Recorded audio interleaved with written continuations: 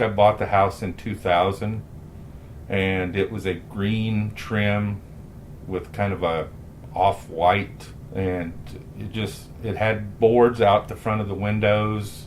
It was kind of an ugly looking green after 15 years with it. It was just time for something different. They did a wonderful job.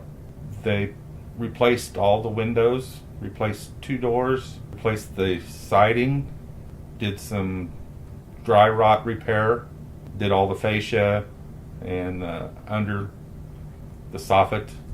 The crew was wonderful.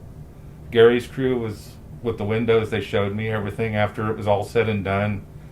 One of the gentlemen that was with Gary working found a problem with the door that they put it in, shifted or something. I don't know what it did, but he tore everything apart again and put it back in right. And then they showed me how to run the windows. They were very professional. I can't say nothing bad about them. They were wonderful. I think it's a lot warmer. It looks great from the outside.